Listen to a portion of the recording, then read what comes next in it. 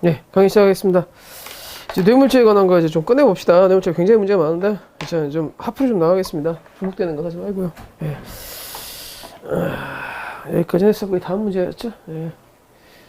다음 중 설명에서 옳지 않는 것은, 아까 봤었죠. 이명이 격혀가 될지라도 수뢰죄는 성립할 수 있다. 맞죠? 예. 그 다음, 다음은 좀 유의해서 보시는데, 지방자치단체 업무에 관해서 전문가로 위촉을 받았어요. 예. 그러면, 그러니까 지방자치단체에서 하는데 이제 공무를 이제 수행하는 한도 내에서 공무원이 돼요. 그죠? 그래서 뇌물죄가 될 수 있습니다. 그죠? 그래서 그 고유의 직무에 관련 없는 일에 대해서 별도 위촉 절차를 거쳐서 다른 직무를 수행하게 된 경우에 위촉이 종료되면 공무원 지금 소멸하죠. 그렇죠? 소멸하죠. 그렇죠? 그래서 그 이후에 그 돈을 받았다면 일반 수뢰죄는 안 돼요. 뭔 될 수 있겠어요? 사후 수뢰죄는 될 수 있겠죠. 그래서 이건 맞는 문제가 되겠습니다. 그래서 이 사람 공무원이 아니었는데 이 공무에 관련 일로 위촉이 되면 공무원이 돼요. 그렇죠? 그때 돈을 받으면 일반 수뢰죄가 되겠지만 이 사람이 끝나고 난 다음에 돈을 받는 건 뭐가 되겠어요? 공무원이 해임된 다음에 받았으니까 이건 사후 수뢰죄가 되겠죠. 그렇죠? 그다음 요거 무상대여를 통해서 그쵸 돈을 받았어요. 그쵸? 공짜로 돈을 빌린 거예요. 그러면 이건 뭐가 저기 뇌물이 된다고 그랬어요? 금융이익이 뇌물이 된다고 말씀을 드렸습니다. 그렇죠? 그런데 변제기가 없어요. 변제기가 없는 경우는 언제까지? 그렇죠? 판례가 선고할 때까지. 그렇죠? 그래서 변제기 특별한 사정이 없는 한 금품을 무이자로 차용하여 얻은 금융이익 수익을 특정할 수 있어 없어? 있죠. 예. 네가 공짜로 썼잖아요. 그러면 이 돈을 갚았으면 모르겠지만 지금까지 네가 이걸 가지고 있으면 판결 선고 시까지 가액을 가지고 그걸 가지고 법정이자로 이제 뺐겠죠. 그래서 추징할 수 없다는 틀린 문장입니다. 그 다음에 라번 여러 사람이 공동으로 뇌물을 수수했어요. 그렇죠? 그러면 각자 받은 것만큼 추징하는 게 원칙이죠. 그렇죠? 그래서 개별적으로 추징하는 게 원칙이에요. 다 나을 수 없으면 어떻게 하겠어요? n분의 1 하겠죠. 그렇죠? 그래서 평등하게 추징해야 되며, 그렇죠? 공범도 마찬가지예요. 공동주범이나 교사범, 정범도 마찬가지. 같이 받은 거 맞죠? 그래서 이것도 공동투자에 해당할 수 있다죠. 그래서 이거는 없다 부분이 틀린 문장이 되겠습니다. 그렇죠? 네.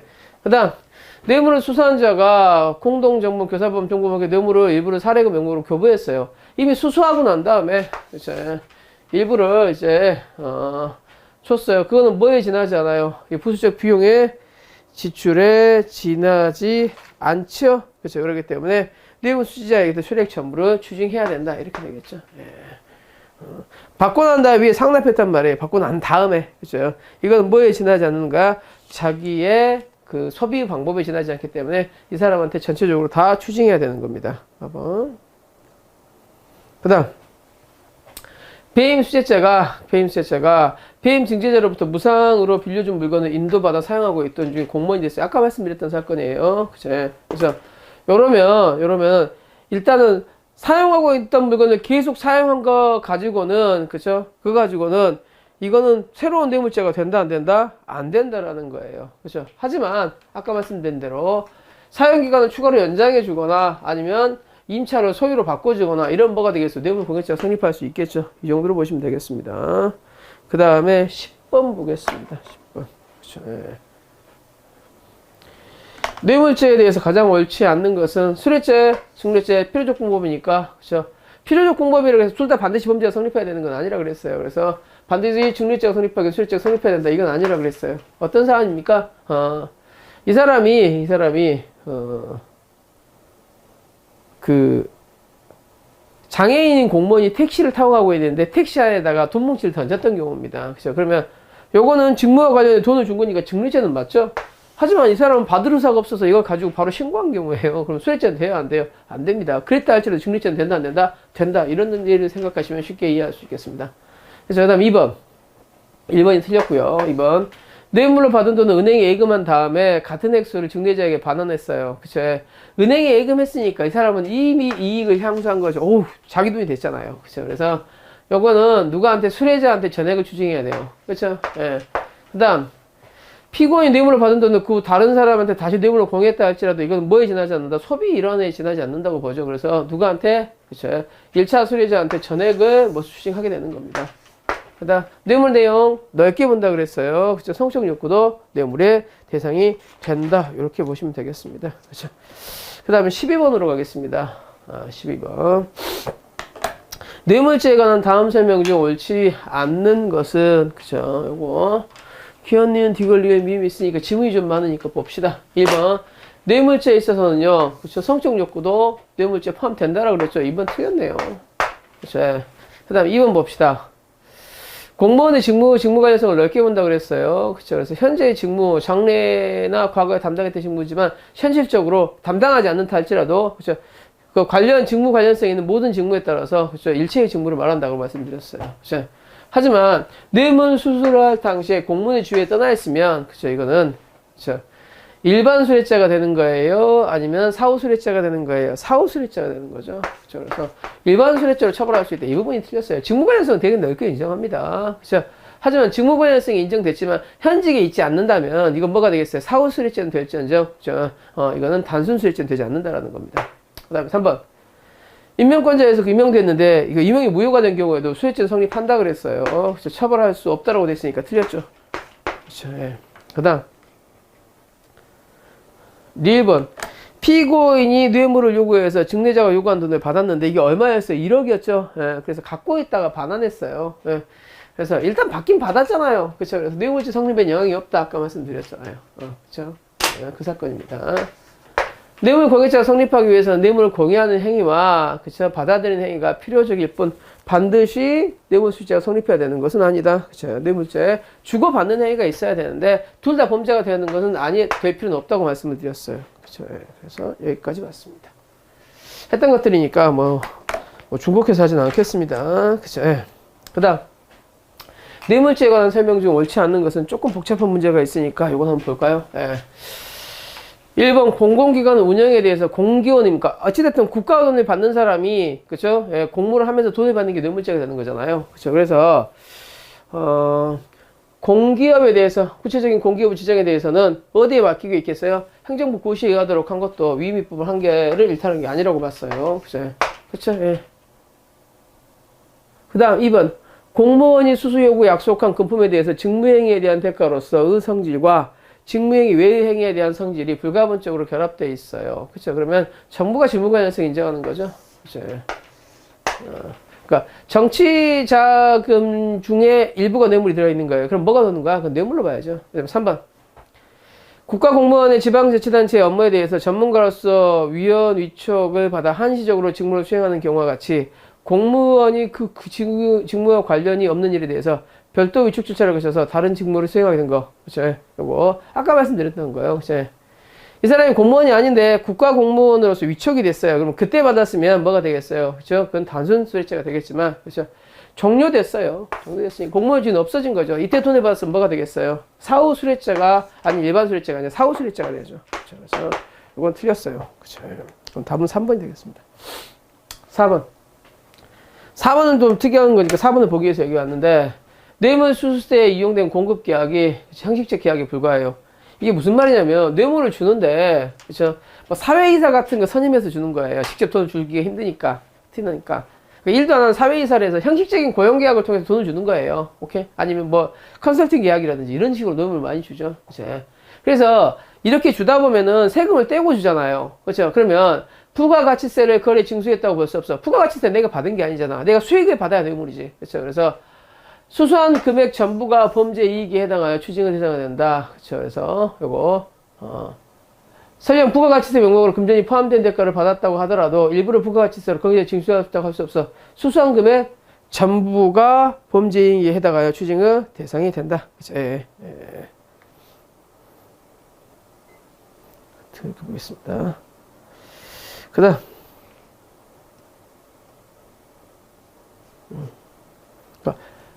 그쵸? 예. 뇌물 실제 없는 행식적으로 받았어요. 그래서, 부가가치세 대상이 아니라면 그에 관한 납세 의무가 없으므로 부가가치세 명목 금전에 포함된 돈을 받았다 할지라도 이 부가가치세를 뺏긴 게 아니죠. 그럼 뭐가 되겠어요? 받은 돈 전체가 추징의 대상이 되겠죠. 그렇죠. 그래서 이렇게 보시면 되겠습니다. 그 다음에 4번. 뇌물죄에 대해서. 14번은 똑같은 거니까 여러분이 좀 보시고, 그 다음에 15번으로 봅시다. 15번. 15번도 거의 똑같은 거니까, 그죠? 뇌물죄에 대해서 옳은 것은 모두 몇 개인가? 그죠? 임명격격자가 뇌물을 받았어요. 뇌물이 대조 수뢰죄로 처벌할 수 있다 그래서 어렵다 그랬으니까 틀린 문장이고. 그 그 다음에 투기자 사업에 기회를 주는 것도 뭐가 된다? 뇌물이 될 수 있어요. 그죠? 그래서 이것도 그쵸? 뇌물수재가 성립한다라 그랬어요. 예. 그 다음에 3번.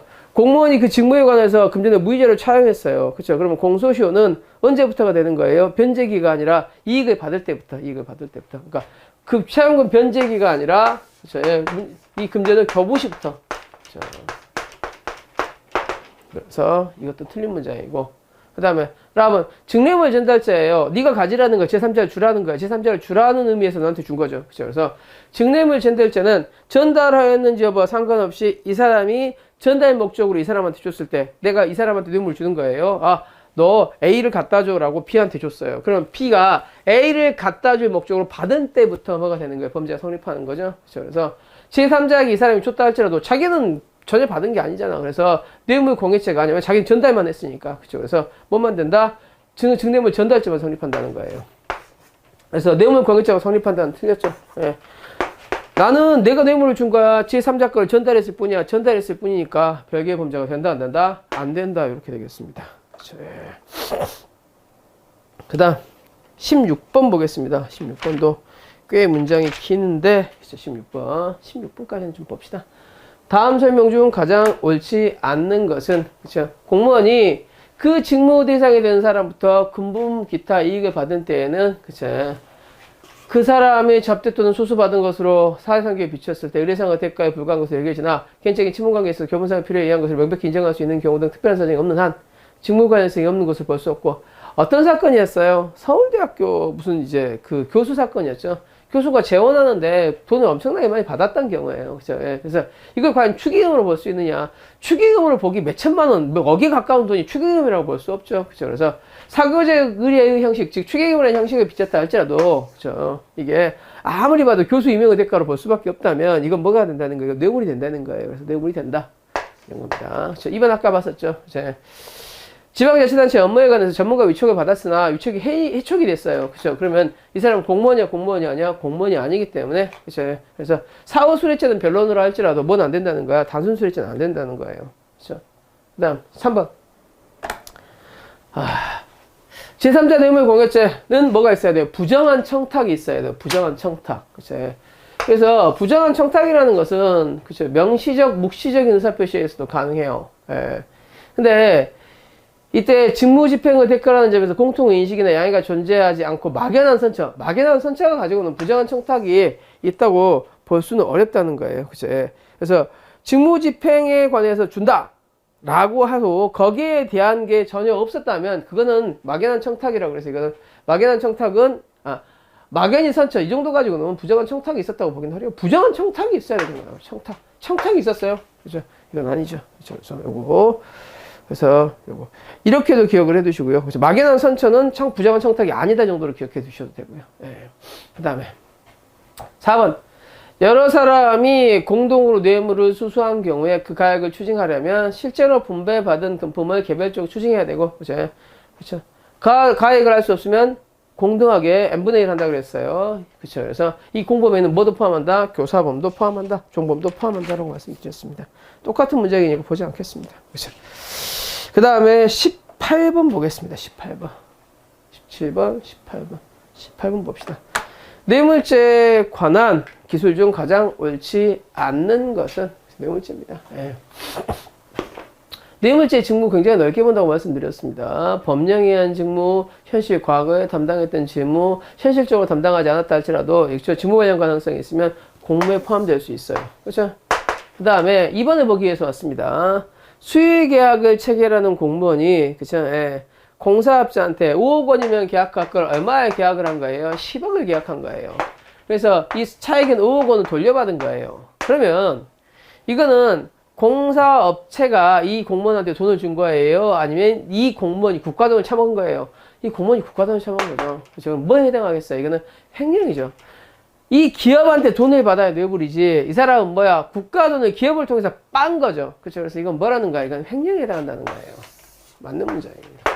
그 다음에 3번 이런 것들 좀 나오는데 뭐 도지사의 업무에 9급 공무원이 관련했다든지 아니면 장군 심사에 대해서 뭐 6급 공무원이 관련했다든지 공무원이 너무 위해치에 대해서 밥그릇에 손을 대면 이건 직무 관련성이 없는 걸로 봐요. 법원의 참여주사가 형량을 감량해달라. 그렇죠? 하지만 참여주사는 법원 행정에 관한 거고 법원의 실체 심리는 누가 하는 거예요? 판사가 하는 거죠. 그래서 요건 직무 관련성을 부정했어요. 직무 관련성을 부정했어요. 전혀 관련이 없을 것이냐? 뭐 없다라고 얘기할 수 없는데 판례가 이거 인정한 게 몇 개 있어요. 다 하필 인정해도 주로 누굽니까? 이제 법원, 검찰, 주사부 이거 두 개가 있는데 그래서 뭐 그렇죠. 예, 그래서 직무 관련성이 없으니까 우리 처벌 안 할게라고 했던 거예요. 뇌물죄가 성립하지 않는다고 봤어요. 예. 그렇죠. 예, 여기까지 뭐 구태여 얘기를 하겠어요. 그렇죠. 그다음에 공무원이 직무처리에 대해서 대가 없이 공갈하여 재물을 교부했어요. 직무집행의사가 없죠. 그렇죠. 그럼 직무집행의사로 돈을 받은 게 아니니까 뭐가 아니라는 거야. 뇌물이 아니라는 거예요. 다 삥 뜨는 거죠. 뭐가 성립하겠어요? 공갈죄만 성립하겠죠. 뇌물수죄는 성립하지 않고 공갈죄는 구성한다. 맞네요. 그렇죠. 그래서 이렇게 보시면 되겠습니다. 어려운 문제는 아니었어요. 그 다음 몇 번 해볼까요? 뭐 20번은 잘하는 문장이니까 19번 먼저 보겠습니다. 자, 19번도 뭐 익숙한 문장 몇 개는 뺍시다. 뇌물죄 직무관련성 넓게 인정한다 그랬어요. 그죠? 그래서 법령상 직무관련성, 사실상 직무관련성 그렇죠? 다 포함한다. 넓게 본다 그랬어요. 뇌물공여죄가 성립하기 위해서 뇌물수죄 성립해야 된다. 그건 아니라고 말씀드렸습니다. 그죠? 그래서 필요적 공범위에서 둘 다 있어야 되는 건 맞지만, 그죠? 그래서 공여죄가 되면 수죄도 당연히 된다. 이건 아니라는 거예요. 그죠? 그다음 3번. 수의계약을 체결하는 공무원이 해당 공사업자와 적정한 금액 이상으로 계약금액을 부풀리는 것은 이건 뭐가 된다? 되돌려받는 것은 국가돈 처먹었으니까 횡령이 된다. 항상 소유자가 된다. 틀렸다 그랬어요. 그래서 D는 일단 틀렸고 리을 회사 이산 등이 보관 중인 회사와 장급으로 뇌물을 공유했어요. 뇌물 공유죄와 별도로 업무상 횡령죄가 성립한다. 그렇죠? 회사 돈을 네 맘대로 썼으니까 횡령. 공무원에 대해서 직무와 관계를 돈을 줬으니까 뇌물 이렇게 되겠죠. 그렇죠? 그 다음 미음번 정비사업자문관리업체인 A 주식회사가 그쵸 용역계약을 가정하여 건설회사로부터 돈을 받은 거예요. 도시 및 주거환경정비법이라는 거 이거 주거환경정비하면서 국가 돈을 갖다 쓰죠. 그렇기 때문에 이 사람이 돈을 받으면 뭐가 됩니까? 뇌물이 돼요. 그렇죠? 근데 자기가 직접 받은 거예요. 컨설팅의 빙자에서 자기가 소유주로 있는 회사의 돈을 받도록 한 거예요. A 주식회사의 대표이사인 피고인이죠. 그렇죠. 그래서 A 주식회사가 돈을 받으면 사실상 피고인이 돈을 받는 거와 똑같죠. 그렇죠. 그래서 요거는 요걸 상대로 돈을 받았으니까 자기가 직접 받은 거와 똑같죠. A 회사가 대표이사니까 피고인이 A 회사가 돈을 받은 건 자기가 돈을 받은 거하고 같잖아. 그렇죠. 그래서 밀접한 이해관계, 동일한 이해관계가 있으니까 제3자 뇌물공여죄가 되는 거예요. 단순수뢰죄가 되는 거예요. 단순수뢰죄가 되는 거죠. 그래서 129조 1항에 단순수뢰죄로 처벌할 수 있다죠. 그 다음 수뢰자가 자기 합수표를 뇌물로 받아 이를 소비한 다음에 상당하게 반환했다 할지라도 이익을 향수했네요. 누구한테? 그렇죠. 수뢰자한테 가액을 추징해야겠죠. 증례자한테 추징한다니까 틀린 거고요. 그렇죠. 이 정도 봤습니다. 그쵸. 뭐 다 같은 문제되니까 좀 제합시다 이제. 아유 뇌물죄 너무 똑같은 게 많아가지고 좀 특이한 지문 몇 개만 좀 보겠습니다. 문제 22번 보겠습니다. 문제 22번. 22번. 1번 지문이 좀 특이하죠. 1번 지문. 집행사무소 사무원입니다. 그죠? 뇌물죄 공무원을 인정하지 않은 경우가 몇 개 안 돼요. 그래서 이런 것들은 판례 잘 기억을 해 두셔야 되는데, 뇌물죄가 되기 위해서는 공무원이 독립한 직무 권한이 있어야 돼요. 근데 집행관 사무소의 사무원은, 그죠? 업무를 보좌하는 자에 불과하고 독립한 직무 권한이 없다라고 봤어요. 그래서 뇌물죄의 주체가 될 수 없다라고 본 게 판례 입장입니다. 꼭 기억을 해 두시고요. 그 다음, 2번. 뇌물로 제공된 당좌수표가 부도가 됐다 할지라도 이익을 본 건 맞잖아요. 그쵸. 그래서 이거는 뇌물죄의 성립에 영향이 없다. 이거 맞고요. 그쵸. 3번. 직접 받지 않고 제3자한테 받았어요. 하지만 사자나 대리인이야. 내가 직접 받은 거 다를 바가 없죠. 그래서 이거는 뭐가 되는 거예요? 129조 1항에 단순수뢰자가 되는 거지 제3자 뇌물공여죄가 되는 건 아니라는 거예요. 그쵸. 그래서 답은 3번이 되겠네요. 그쵸. 그래서 1번 문제를 좀 보기 위해서 왔습니다. 그쵸. 그래요. 나머지들은 거의 대동소이하기 때문에 보지 않겠습니다. 보지 않겠습니다. 보지 않겠습니다. 이제 공무집행방해죄로 한번 가도록 합시다. 이제 뭐 충분히 많이 풀었던 것 같아요. 공무집행방해죄로 갑시다.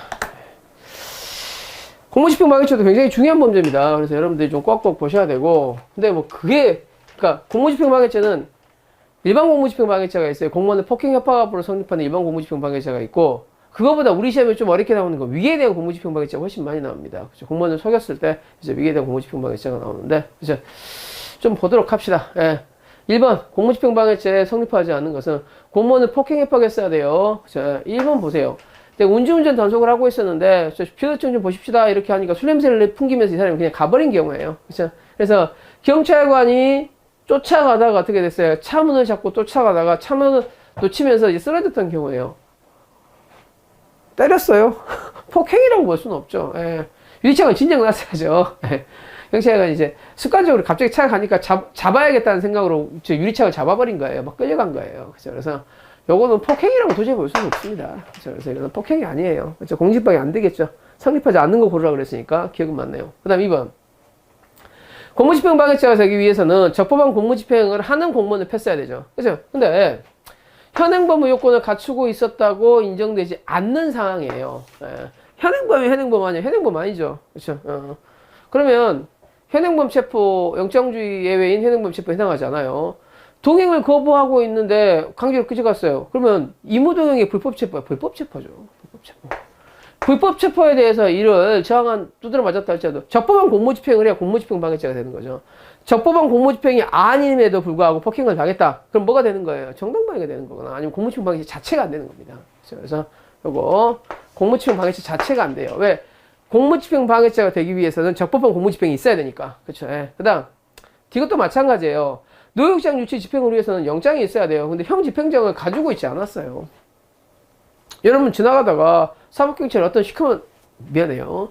사법경찰 시커먼 거 아니야. 그래서 봐가지고 가자 그럼 갈 거예요. 그렇죠? 그래서 어떤 시커먼 사람을 잡으니까 이 사람이 이제 거부한 거예요.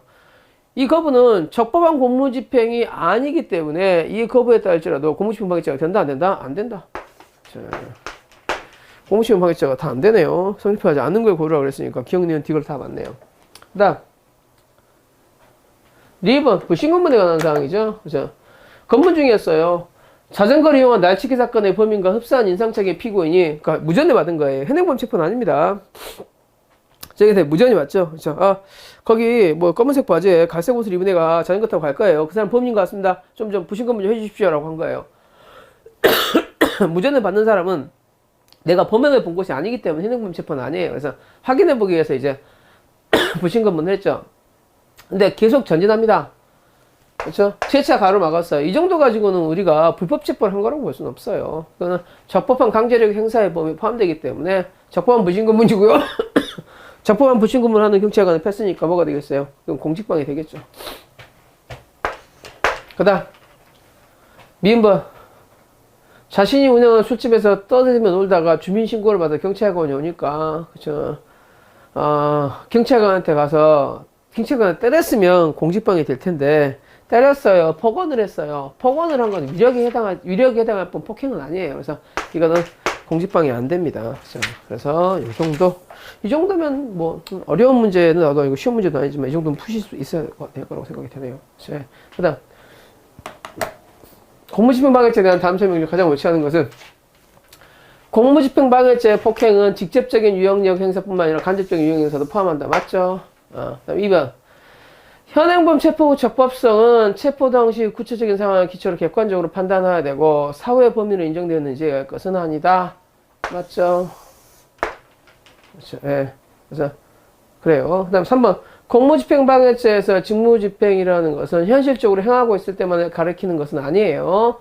그렇죠. 그래서 직무집행은 근무 중인 상태에 있는 것도 포함된다죠. 그렇죠. 그래서 경찰관이 대기하고 있는데 두드려 팬 것도 공직방해 될 수 있어요. 당연하죠. 그렇죠. 그래서 무슨 사건이에요? 장애인 주차 차량을 잘못 단속했는데 이 장애인이 이제 우리가 대기 중인데 이 사람을 때렸던 경우입니다. 그렇죠. 그래서 이것도 뭐야? 공직방해에 해당해요. 그렇죠. 그래서 포함되지 않는다고 틀렸죠. 네. 공무 수행 중은 넓게 봅니다. 직무 대기도 포함하고 있어요. 그렇죠. 2번 현행범 요건을 갖추고 있잖아. 아까 똑같죠. 그렇죠. 불법 체포죠.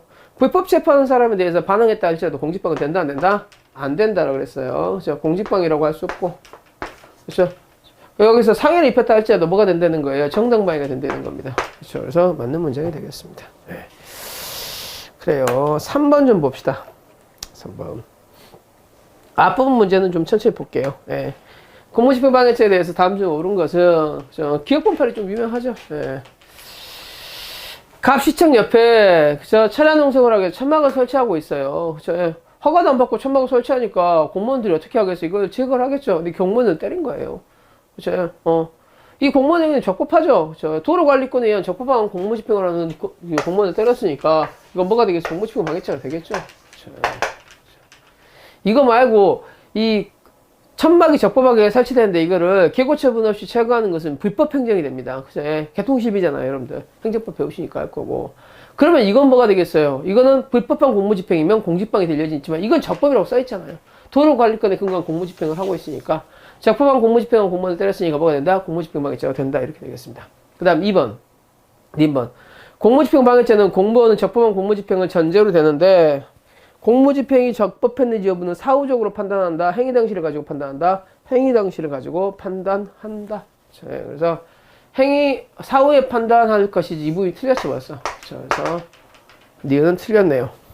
그 다음에 디귿 가처분 신청. 이제 위공방이 나오는데 위공방이 나옵니다. 위계에 대한 공무집행 방해죄. 이 시간에 할 것 중에서 가장 중요한 건데, 그죠? 위계에 대한 공무집행 방해죄가 되려면 충분한 심사가 있었음에도 불구하고 속았으면 공무집행 방해죄가 돼요. 충분한 심사가 없다면 공직방해 안 돼요. 그렇죠? 그래서 충분한 심사가 있는 것들인데, 그렇죠?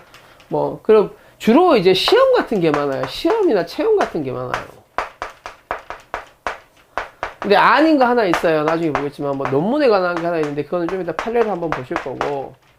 그 다음에 뭐 인후보증서에 관한 거 하나 있는데 이런 특이한 게 제외하고는 시험에 대해서는 다 공직방이 돼요. 그래서 그 다음에 공직방이 되는 거 수사에 관해서는 대부분 안 돼요. 수사나 법원에 대해서는요. 왜냐하면 첫 번째 수사나 법원은 진실을 밝혀야 될 의무가 있는 사람이에요. 거짓말 쳤다고 속으면 수사기관은 법원 책임이지 속인 사람 책임은 아니라는 거예요. 그리고 이 거짓말을 했을 때 어떻게 처벌할 것인가는 뭐 증거 위조죄라든지 이런 것들에 의해서 이미 다 뭐 하고 있어요. 그렇죠? 예, 커버하고 있단 말이에요. 그렇죠? 그래서 뭐 위증죄라든지 그래서 여기에 대해서는 원칙적으로 위공방은 안 되지만 예외적으로 위공방이 인정하는 게 혈액 바깥치기 했던 거예요. 그다음 소변 바깥치기 했던 거하고 뭐 기존물 관리제장에 관한 판례가 하나 있습니다. 다 설명드릴 수는 없고 이 정도 암기하고 계시면 충분히 풀 수 있을 거라고 생각해요. 그래서 일단 법원이 나오면 공직방은 된다 안 된다 안 된다라고 보시면 돼요. 네. 그래서 좀 보겠습니다. 그래서 가처분 누가 하는 거예요? 법원. 네. 법원에 대해서 허위 주장을 하거나 허위 증거를 제출한 거 가지고는 그건 법원이 알아서 할 일이지. 그래서 위기에 대한 공직방은 성립한다 성립하지 않는다 성립하지 않는다. 법원에 대해서 허위 신청을 가지고 공직방이 된다 안 된다 안 된다예요. 그 다음 2번 공무원이 직무상 수행하는 공무를 위력으로 방해하는 행위에 대해서, 그죠? 그럼 공무집행 방해죄가 되려면은, 그죠? 뭐가 있어요? 폭행협박이 있어야 되는 거죠. 위력 가지고는 공무집행 방해죄가 된다, 안 된다? 안 된다. 업무 방해죄가 된다, 안 된다? 안 된답니다. 의뢰할 수 있다. 이거 틀렸어요. 그죠? 그 다음, 미음번. 신청인이 허위 자료를 첨부하여 비자 발급을 신청했어요. 중국 대사관 사건이죠. 그죠? 이 사람이 이제 비자 발급을 하는데 허위 자료 한 거예요. 그죠? 근데 우리가 중국문서 다 내용을 알 수 있겠어요? 불가능하겠어요? 불가능하죠. 그죠? 그래서 요거 우리가 충분히 심사해도 속을 수밖에 없으니까 이거는 위기에 대한 공무집행 방해죄를 인정했던 사건입니다. 그래서 요거 틀린 것들 여러분 니은하고 리을이죠. 니은하고 리을 살펴보시면 되겠습니다. 그 다음에 4번 보겠습니다. 4번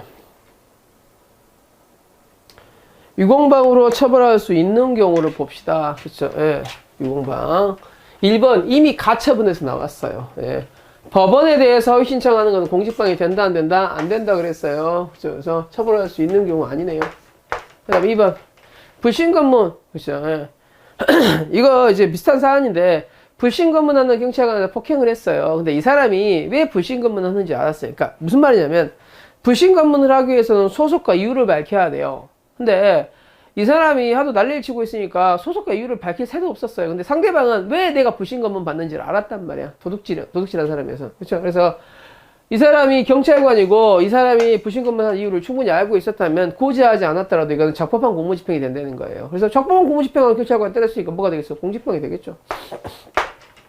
그래서 답은 2번이네요. 3번 노역장 유치 아까 했었어요. 형 집행장이 없으면 적법한 공무집행이라고 볼 수 없으니 공집행이 된다 안 된다? 안 된다. 4번. 이건 이제 그 FTA 승인에 관련해가지고 국회에서 난리 났던 경우인데, 그죠? 뭐 이제 FTA 승인하는데 국회의원들이 거기 들어가는 것은 적법한 공무집행이에요. 근데 이 국회의원 들어가는 것을 이 국회 경위들이 막은 거예요. 그러면 이 경위들의 행위는 적법하지 않죠. 그래서 이 경위들을 국회의원이 폈다 할지라도 뭐는 안 된다는 거예요. 공직방은 안 된다는 거예요. 단 이제 여기서 뭐죠? 소화기 던지고 난리 나죠. 이제 국회 뭐 소란지가 나오는데 그런 것들은 성립할 수는 있지만 일단 공직방은 아니라는 거예요. 그래서 국회 경위들로 하여금 외통위 회의장을 출입을 막았어요. 국회의원이 국회로 들어가는 걸 막으면 안 되지. 그렇죠? 그래서 이때 이 경위들을 때린 거 가지고 공직방이 된다 안 된다? 안 된다. 그렇죠? 이렇게 보시면 되겠습니다. 그 다음에 몇 번이에요? 5번입니까? 5번. 네, 5번. 네. 5번 한번 보겠습니다. 그죠? 또 처음 보는 판례들 여기도 있을 거니까 몇 개 한번 볼게요. 1번 사례가 좀 유명한 사례이긴 하죠. 네, 1번. 이제 파업을 준비하고 있습니다. 노동조합 관계자들이 사용자 측과 사업을 수습하라고 나와 있었어요. 노조위원들이 이제 근로자들한테 이렇게 저렇게 얘기를 하고 있었죠. 그렇죠? 근데 노동조합 측이 지시에 따르지 않자 경비실 밖으로 나와서, 그렇죠? 회사의 노사분규 동향을 파악하거나 파악하기 위해서 대기 준비 중이던 근로감독관을 팬 거예요. 이 사람 근로감독관 공무원이죠, 공무원은. 그렇죠. 공무원은 아무 이유 없이 뺐으니까 공직병은 뭐 되겠죠. 그렇죠. 그래서 이건 크게 문제되지 않아요. 미안해요. 뭐 크게 문제되지 않겠네요. 예. 그래서 직접 직무를 하고 있지 않더라도 직무 대기 중인 상태를 두드러 판단할지라도 공무집행 방해죄가 됩니다, 당연히. 그렇죠. 예. 2번. 공무집행 방해죄는 적법한 공무집행을 전제로 해요. 그렇죠. 그래서 추상적 직무관한 구체적 직무관한이 있어야 돼요. 맞죠? 예. 3번. 행정관청이 사실을 충분히 확인하지 아니한 채 출원자가 제출한 허위 출원이나 허위 소명제를 가볍게 믿고 충분한 심사를 안 했죠. 그렇죠. 그러면 불충분한 심사에 기냈다면 쟤들이 속여서 공부를 방해한 거예요. 네가 게으른 거예요. 네가 게으른 거라는 거예요. 그렇죠. 이거는 위에 대한 공무집행방해죄를 구성한다고 볼 수는 없어요. 맞죠? 그 다음에 4번. 직무집행하는 공무원에 대해서 위험한 물건을 휴대하여 고의로 상해를 가한 경우에 특공반치상만 성립하죠. 그렇죠. 특공반. 부진정 결과적 가중법에서 배우셨어요. 그렇죠. 이거. 그렇죠. 그래서 특공반치상만 성립할 뿐 폭처법은 따로 성립한다, 성립하지 않는다, 성립하지 않는다. 부진정 결과적 가중법 원칙적으로 부진정 결과적 가중법만 성립한다. 그렇죠. 예외적으로 중한 결과의 고의범이 부진정 결과적 가중법보다 더 큰 경우에는 상상적 경합이 될 수 있다라고 했는데 이러한 경우가 뭐였어요? 현건방 치사상과 강도살인, 현건방 치사와 강도살인. 그 다음에 현건방 치사와 존속살인만 상경이 되고 나머지는 다 뭐가 된다고 그랬어요? 흡수관계가 된다고 그랬어요. 그래서 그것도 한번 기억을 해 두시기 바랍니다. 그래요. 그쵸. 그래서 6번 1번만 보시면 돼요. 아까 말씀드린 거예요. 그쵸. 불법 주차 차량에 스티커를 붙였다가 장애인 차량임을 알았어요. 그러니까 장애인 차량인데 그 장애인 표시를 안 해놓은 거예요. 그러니까 불법 주차 스티커를 붙였다가 떼니까 이 장애인이 휠체어로 들이받았던 경우입니다. 예. 어찌됐든 공무 수행 중인 사람은 두드려 팼죠. 그렇죠. 그래서 이거는 공무집행방해죄 성립합니다. 그래요. 여기까지는 봅시다. 예. 나머지 똑같으니까. 이제 위계에 대한 공무집행방해죄로 가겠습니다. 667페이지입니다. 공무집행에 관한 설명에서 가장 옳지 않는 것은 폭행협박 위계가 아닌 방법, 즉 위력에 의한 방법으로 공무원을 겁박했어요. 공무원한테 폭언했습니다. 공직방해 된다 안 된다? 안 된다. 업무방해죄 된다 안 된다? 안 된다. 맞는 문장이네요. 그렇죠? 그 다음에 유공방, 아까 말씀드렸어요. 혈액 유공방 된다 그랬죠. 그렇죠? 혈액 바꿔치기 한 거 유공방 돼요. 소변 바꿔치기 한 거 유공방 된다 그랬어요. 그렇죠? 그래서 이거는 외워두시고. 그 다음 3번. 민사소송 법원에 허위 증거를 제출한 거 가지고는 유공방이 안 돼요. 그렇죠? 몇 번 말씀을 드렸습니다. 그렇죠? 그래서 법원에 대해서 허위 주장을 한 거 가지고 유공방이 된다 안 된다? 안 된다. 그렇죠? 그 다음 파워매직 쉐이퍼 아까 말씀드렸어요. 사람을 속여 유공방인데 사람을 속인 게 아니죠. 그렇죠? 그래서 요거는 위계에 대한 공무집행방해죄를 구성하지 않는 걸로 봤었습니다. 그렇죠? 그래서 운전 감시 카메라를 속이는 거니까 사람을 속이는 건 아닌 거라고 봤어요. 그렇죠? 예, 그래서 유공방이 안 되는 걸로 봤으니까 기억을 해주시면 되겠습니다. 그 다음으로 갑시다. 그렇죠? 예. 위기에 대한 공무집행방해죄에 대해서 가장 옳지 않은 것은, 그쵸, 유공방. 민사소송을 제기함에 있어서 피고인의 주소를 허위로 기재하여 법원 공무원으로 하여금 변론기인 통지서에 허위 주소를 송달케 했어요. 그쵸, 예. 민사소송을 제기하는데 허위 주소를 했다는 것 가지고도, 그 법원에 대해서 허위 자료를 대는 거 가지고 유공방이 된다, 안 된다? 안 된다 그랬어요. 유공방이 안 됩니다. 그럼 답은 1번에서 끝났네요. 예. 그 다음, 2번. 뭐 자주 나오는 부분이죠. 접견 변호사가 있어요. 그죠? 근데 접견 변호사가 이제 피해자들을 만나면서 피해자한테 이제 몰래 담배도 주거나 아니면 핸드폰을 사용하게 해주는 거 가지고는 유공방이 아니라고 봐요. 근데 이제 휴대폰을 반입시켜주는 거는 이거는 유공방이 된다고 봤죠. 그렇죠? 그래서 접견을 핀대로 휴대전화와 증권거래용 단말기를 반입해줬어요. 이거 유공방이 성립합니다. 그렇죠? 단지 사용이라고 유공방이 안 됩니다. 반입과 사용은 구분해 보시고요. 그 다음 2번. 신고입니다. 신고. 허위 신고를 한 게 유공방이 되겠는지 문제예요. 허위 신고를 했는데 형식적으로 이런 신고 내용을 우리가 적기만 하는 거라면, 그렇죠? 예. 이거는 유공방이 안 된다라는 거예요. 그렇죠? 예. 그래서 신고라는 것은 일정한 사실 관념을 통지함으로써 공법상 법률이 발생한 행위로서 원칙적으로 행정적으로 일방적으로 통보할 뿐입니다. 거기에 대해 충분한 심사를 해, 안 해? 안 하죠. 그렇죠? 그래서 원칙적으로는 이거 허위 신고죄를 처벌하는 경우를 제외하고는 유공방은 된다, 안 된다? 안 된다. 이렇게 보는 거예요. 예. 단 등기는 이 등기에 관한 내용을 상세히 살펴보죠. 그렇죠? 그래서 등기에 관한 내용을 충분히 심사하게끔 되어 있기 때문에 형식적 심사권이라고 할지라도, 그렇죠? 충분히 심사를 하기 때문에 이런 걸로 인해 등기관 소개가 되면 유공방이 된다고 보게 판례가 바뀌었습니다. 그렇죠? 그래서 요거 기억을 하시면 되겠어요. 그렇죠? 그래서 답은 1번에서 나왔으니까. 그렇죠? 법원에 대한 거짓말 유공방이 된다, 안 된다? 유공방은 안 돼요. 다른 죄도 성립할 수 있을지언정, 그렇죠? 뭐 증거 위조죄라든지 위증죄라든지 이런 게 성립할 수 있을지언정 유공방은 안 된다고 말씀드렸어요. 그렇죠? 그 다음에 3번입니다. 3번 맞지? 3번. 네. 등기 공무원한테 허위 신청을 합니다. 충분하게 심사했어도 속았으면 유공방이 성립할 수 있다. 맞죠? 그 다음, 예. 출동한 경찰관 2명한테 욕설만 했으면 상관없는데 폭행까지 했죠. 그럼 뭐가 되겠어요? 공직방이 되겠죠? 그렇죠? 그래서 맞은 사람이 둘이니까 뭐가 되겠어요? 2개의 범죄. 하나 행위에 2개의 범죄가 성립했으니까 상경이 되겠네요. 그 다음 3번. 교도관과 재소자가 공모하여 교도관은 담배 받았어요. 휴대폰 사용했어요. 이 공모 가지고는 유공방이 된다, 안 된다? 안 된다라고 갖다 말씀을 드렸어요. 그렇죠? 그래서 반입했으면 이거 유공방이 되지만 사용하게끔 한 거 가지고 유공방이 안 된다고 봤습니다. 그렇죠? 그래서 요것 정도는 뭐 보시면 알겠고. 그렇죠? 그 다음 4번 봅시다. 4번. 위계에 대한 공무집행방해죄가 성립하는 것은 몇 개인가? 그렇죠? 법원의 가처분. 이미 법원에서부터 나왔죠. 그렇죠? 법원을 속이는 거 유공방이 된다, 안 된다? 안 된다 그랬어요. 그 다음에 혈액 나왔죠. 혈액. 유공방이 된다, 안 된다? 된다 그랬어요. 그렇죠? 담배 핀 거 정도가 유공방이 된다, 안 된다? 안 된다. 휴대전화 반입하는 거 유공방이 된다. 시험 대리하는 거, 시험에 가는 거 유공방이 된다. 생각보다 쉽습니다. 그렇죠? 어려울 게 하나도 없어요. 그래서 여러분들이 좀 내용을 보시기 바랍니다. 그렇죠? 그 다음에 문제 6번 가겠습니다. 6번.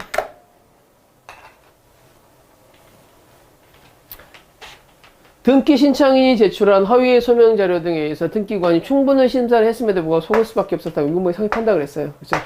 성립하지 않는다고 됐으니까 틀렸네요. 네, 그렇죠? 네. 그 다음, 그렇죠? 신고했어요. 허위 신고. 그렇죠? 근데 충분한 심사했어, 불충분한 심사했어. 불충분한 심사했어. 유공방이 된다, 안 된다? 안 된다 그랬으니까 맞는 문장이겠죠. 답은 가처분 이미 끝났죠. 법원에 허위 주장한 거 유공방이 된다, 안 된다? 안 된다. 성립한다고 볼 수 없다 그랬으니까 맞겠어요.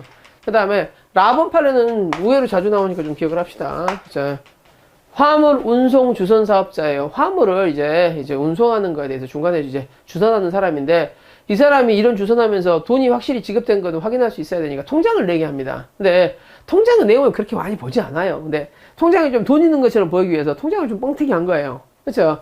그래서 주기적으로 그냥 통장을 내는 거예요. 그렇죠? 그래서 여기에 대해서 통장을 좀 뻥튀기, 돈이 많은 것처럼 냈다 할지라도 이거 가지고 유공방이 된다, 안 된다? 이거 안 본다는 거예요. 유공방이 안 된다라는 거예요. 하지만 마번은 중국인 비자 사건이죠. 그렇죠? 조선족이 대한민국, 우리나라에 들어오기 위해서 이제 비자를 받는 과정에서 거짓말을 좀 친 거예요. 그죠? 우리가 충분히 심사해도 이 중국설이 어떻게 확인하겠어요? 그래서 속을 수밖에 없다는 겁니다. 그래서 유공방이 성립한다라고 봤던 사안입니다. 그죠? 그래서 여러분 보시면 되겠습니다. 그래서 7번도 마찬가지예요. 7번이나요? 답은 금방 보이죠. 불법 체류 이거 기억나시죠? 유공방 된다. 음주운전 혈액 유공방 된다. 법원에 가처분 신청 유공방 안 된다. 끝. 자, 이거 유공방이 성립하지 않는 거 금방 찾았어요. 그렇죠? 그래서 여러분들이 좀 기억을 해두시고 8번 보겠습니다. 8번은 안 본 판례들이 있어가지고 여러분이 좀 보셔야 돼요. 그렇죠? 한번 봅시다. 다음 중 옳지 않은 것을 고르라고 했습니다. 이제 그래요. 수사기관에 허위 증거를 제출했다 할지라도, 그쵸? 위기에 대한 공무집행방해 있잖아. 성립한다, 성립하지 않는다? 성립하지 않는다 그랬어요. 아까 말씀드린 것 같아요. 예. 그래서 수사기관에 대해서 충분한 심사를 하지 않았기 때문에 유공방이 안 되는 걸로 봤어요. 근데 우리가 충분한 심사를 해도 속을 수밖에 없었던 혈액, 그 다음에 소변, 기증물 관리대장 같은 경우 유공방을 인정했었죠. 그쵸? 그 다음에 2번 보겠습니다. 경찰관이 벌금형에 따른 노역장 유치를 집행을 위해서 형 집행장을 소지하지 아니한 채 형 집행장을 소지하지 않았으니까 이건 뭐야? 불법 집행이죠. 따라서 이 불법 집행에 저항했다 할지라도 유공방은 아니 공무집행방해 된다 안 된다? 안 된다. 지금 3번을 보기 위해서 왔습니다. 이게 국립대학교 교수가 자기 후임 교수를 채용하고 싶어요. 근데 어느 교수들인지 다 마찬가지잖아요. 자기 제자를 채용하고 싶죠. 그래서 어떻게 했냐면 논문 심사 편수를 갑자기 늘려버리는 거예요. 예를 들어서 경쟁자들이 막 14편 있는데 이 사람들 다 이제 대부분 기준에 맞출 거 아니야. 그래서 기준에 맞추니까 12편이라고 합시다. 12편이라고 이렇게 했었는데 보니까 이거를 15편으로 올려버리면 13편을 14편으로 올려버리면 애들은 다 떨어지게 됐어요. 이미 서류 심사에서 떨어질 것 같아요. 그래서 뭐라고 얘기를 하냐면 우리 논문 심사 기준을 강화합시다. 그래서 최근 3년간 논문 심사 기준에 15편으로 올려버린 거예요. 그래서 갑자기 학회지에 자기 제자의 논문을 3편을 더 시키게 한 거예요. 되게 웃기죠. 예. 하지만 어찌됐든 거짓말을 친 거예요. 기준을 강화했을 뿐이에요. 기준을 강화했을 뿐이죠. 그래서 뭐는 아니라는 거야. 위계는 아니라는 거예요. 위계는. 거짓말을 친 건 아니잖아요. 자기 제자를 위한 사랑이 더 커졌을 뿐이지. 어찌됐든 위계는 아니라고 봤습니다. 그래서 기준을 강화하자라고 제안한 것만 가지고는 속였다라고 볼 수 없다는 거예요. 그렇죠? 그래서 위계에 해당한다고 보지 않았습니다. 그렇죠? 이 판례 잘 기억해 두시기 바랍니다. 4번 아까 왔죠? 그렇죠? 경찰관은 무슨 무기로 팬 거예요. 그래서 상해가 입혔으니까 특수공무집행방해 치상죄가 성립했죠. 특공방 치상이 성립하면 이게 폭처법보다 형량이 같아요. 그래서 따로 폭처법을 인정할 필요는 있다 없다? 없다. 그래서 특공방 치상만 성립할 뿐 따로 폭처법에 관해서 성립하지는 않는다라고 봤습니다. 그 다음 5번 판례도 좀 특이할 수 있기 때문에 초등학교를 졸업을 했어요. 원래 초등학교 졸업을 했으면 그쵸? 예. 그러니까 운전면허를 초등학교를 이제 중퇴하거나 초등학교를 못 간 사람들은 그쵸? 예. 그런 사람 옛날에 있었겠죠. 예. 그래서 그러면 뭐 할 수 있어요, 여러분들? 이 사람은 구술로 시험 볼 수 있어요. 예. 근데 이 사람은 초등학교는 졸업을 했는데 한글을 모르는 거예요. 옛날 사람들은 그럴 수 있잖아요, 여러분들. 옛날에 뭐 진짜 어려웠던 시절에는 여러분 알다시피 학교는 그냥 의무교육이니까 보내긴 하지만 계속 그 집안일 도왔고 이런 사람들이 있어요. 이 사람이 초등학교를 졸업했음에도 불구하고 글을 잘 모르는 거예요. 예. 그래서 이 사람이 운전면허는 따고 싶은데 운전면허 따야 되니까 뭐 초등학교 중퇴 이하의 학력자라는 허위 내용의 인후보증서라는 거는요, 가까운 친구가 보증을 서주는 거죠. 아, 이 사람 그때 초등학교 못 갔어요. 뭐 전쟁 나고 난리 나서. 그렇죠? 이걸 첨부해 준 거예요. 그래서 구설시험 본 겁니다. 근데 알고 보니까 초등학교 졸업한 거야. 그렇죠? 이 사람 시험 봤습니까? 안 봤습니까? 봤잖아요. 구설시험이니까 시험을 봤기 때문에. 그렇죠? 국가를 속였다! 라고 보기 힘들다는 거예요. 그렇죠? 그래서 위기에 대한 공무집행방해죄 성립하지 않는다고 봤던 사안입니다. 그래서 좀 특이한 사안이죠. 가끔씩 나옵니다. 그렇죠? 그 다음, 뭐 9번은 여러분이 보시려는 거고, 10번 봅시다. 10번. 위기에 대한 공무집행방해죄에 관한 설명 중 가장 옳지 않는 것은, 공무집행, 이 공무원의 공무집행이라는 것은, 그렇죠? 공무원의 직무집행이죠. 그래서 사무도 포함한다. 그래서 사경제 주체인 국고작용도 포함한다는 게 판례 입장이에요. 그렇죠? 그 다음 2번. 통화기를 대신, 전화기를 대신 쓰고 한 것은 이거는 안 된다 그랬어요. 이거는 공직방이 안 된다 그랬어요. 그렇죠? 하지만, PDA나 휴대전화를 반입시켜준 거는 공직방이 된다 그랬어요. 그렇죠? 3번. 피해자나 참고인이 아닌 자가 자발적으로, 계획적으로 피의자를 가장하여 수사기관에 허위진술을 한 경우라도 곧바로 위기에 대한 공무집행방해죄가 되지는 않는다. 수사기관에 거짓말 친 거 가지고 유공방이 안 된다 그랬어요. 그렇죠? 그 다음에 4번. 법원에 대해서 거짓말 친 거 더군다나 유공방 안 된다 그랬죠. 그렇죠? 5번. 조국고표 사건이에요. 그렇죠? 그래서 유공방이 된다죠. 버텨보지 않겠습니다. 그렇죠? 12번 보겠습니다. 다음 설명 중 옳은 것은 몇 개인가? 자, 공무집행방해죄는 적법한 공무집행이어야 된다는 거예요. 그렇죠. 그래서 마찬가지 업무방해죄 업무라고 하는 것은요, 사회상해상의 보수계속적 사무해야 된다는 거죠. 그렇죠. 그래서 보호가치가 있으면 되고 적법해야 되는 건 아니에요. 사실상 평온상태가 있으면 된다 그랬습니다. 다음 공무집행방해죄 협박이라는 것은 그렇죠, 해악을 고지하는 걸 얘기하죠. 그렇죠. 그래서 해악을 고지하는 건데 상대방이 전혀 개의치 않을 정도의 협박이라면 이건 협박이 아니지. 위해를 가한 거라고 보기 힘들죠. 그렇죠? 그 다음 4번. 건물 자부자로서 명도집행을 저지할 수 있는 정당한 권능이 있는 자가 그 전미 사실을 입증하기 위한 실효된 임대차 계약서 사본을 제시하면서 그렇죠. 요거 결국은 법원한테 거짓말을 집해서 명도집행을 막는 거죠. 그렇죠? 명도집행이라는 건 법원이 하는 거잖아요. 그렇죠? 그래서 요거 가지고 유공방이 된다 안 된다? 안 된답니다. 그 다음 라번.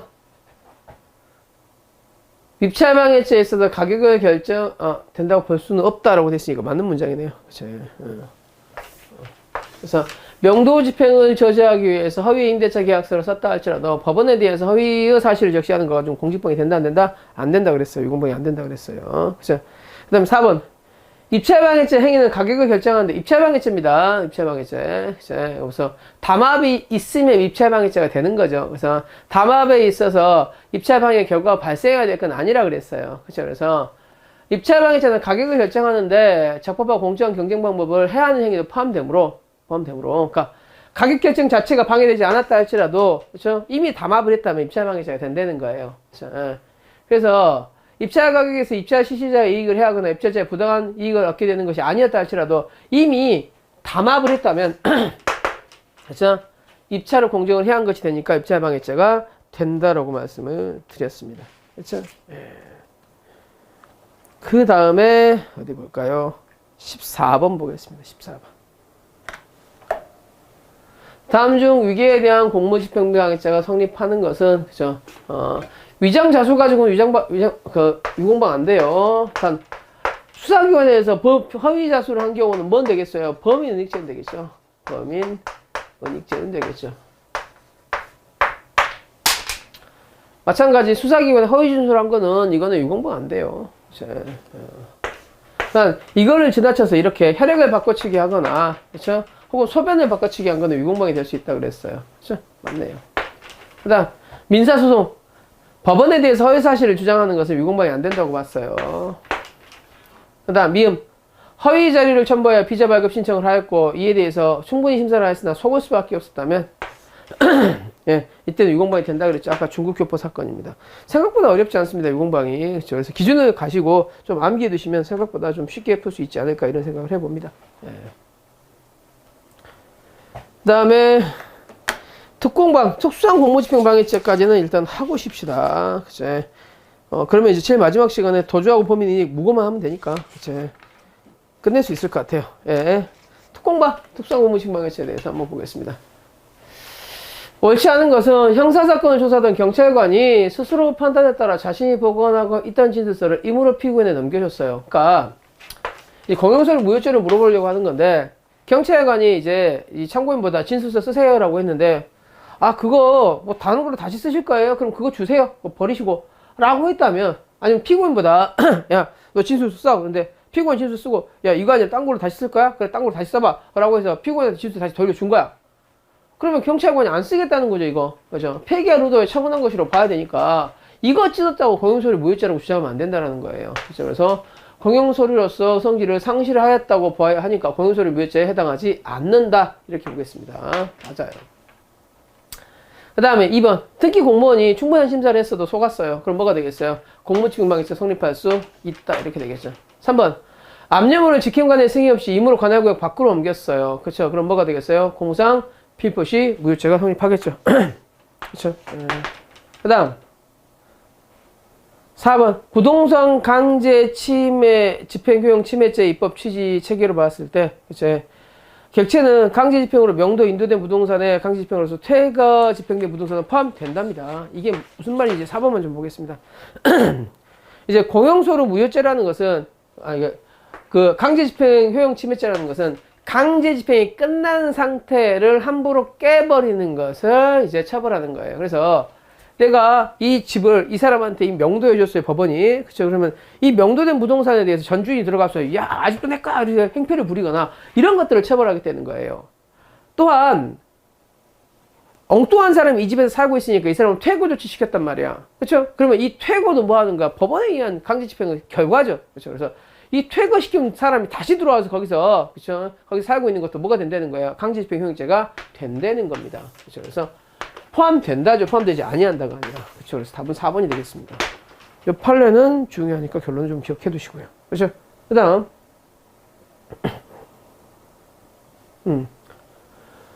2번 공무상 표시 무효죄에 관한 다음 설명 중 가장 옳지 않는 것은 그죠? 공무상 표시 무효죄 주로 이제 법원에 의해서 이제 표시가 된 거죠. 압류나 가압류 표시가 됐어요. 그죠? 압류 딱지를 딱 빨간 딱지를 붙였는데 압류됐음에도 불구하고 이걸 가져가면 되겠어요? 안 되겠어요? 안 되겠죠. 그래서 그래서 이 압류의 효령, 가압류 효령을 향실시키는 것을 처벌하는 것들입니다. 그죠? 그래서 실용신앙권을 침해한 을에 대해서 침해 제품의 생산을 금지하고 그렇죠. 침해 제품의 점유를 풀고 집행관리를 보관하면서 그 명령의 취지에 공시하도록 하는 가처분 결정을 받았어요. 이걸 함부로 뭐 하지 말라고 그랬어요. 그렇죠. 이거를 함부로 옮기지 말라고 그랬어요. 그러니까 남의 걸 베낀 거야. 그렇죠. 그래서 생산하지 말고 그렇죠. 침해한 거 이거 그대로 여기다 둬 이렇게 얘기한 거예요. 그렇죠. 근데 이거를 부작위 명령을 고시했을 뿐 아니라 보관 중인 침해 제품을 자신으로 옮기는 구체적인 집행일을 하지 고시하기만 했지 아직 빨간 딱지를 안 붙였단 말이에요. 그러면 그렇죠. 아직 표시가 있는 거예요, 없는 거예요? 아직 없는 거죠. 공무상 표시 무효죄에 해당하려면 표시가 현존하고 있어야 된단 말이에요. 아직 표시가 없죠. 그렇죠. 그래서 요거 아직 빨간 딱지 붙이기 전에 옮기는 것은 공무상 표시 효용을 상실시킨 게 아니죠. 왜? 빨간 딱지 붙이기 전에 했으니까. 그렇죠. 그래서 1번은 맞는 문장이 되겠습니다. 이해됐습니까? 그렇죠. 실용신앙권은 침해한 물건이에요. 그러니까 이거 함부로 팔지 마! 라고 얘기는 했어. 그렇죠. 하지만 아직 거기에 빨간 딱지를 붙인 거예요? 안 붙인 거예요? 안 붙인 거니까 붙이기 전에 옮긴 거 가지고는 공무상 표시 무효죄라고는 볼 수 없다는 거예요. 그렇죠? 예.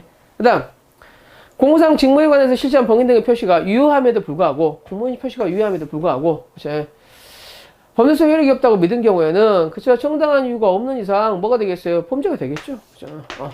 압류가 돼 있었어요. 이게 이 사람이 돈을 다 갚으니까, 나 돈 다 갚았으니까 압류 딱지 띄워도 돼? 안 되죠. 그죠? 법원에 의해서 적법한 절차에서 해제되기 전까지는 자기가 스스로 띄어서는 안 된다는 거예요. 그렇죠? 네. 그 다음, 출입금지 가처분이에요. 출입금지 가처분. 그죠?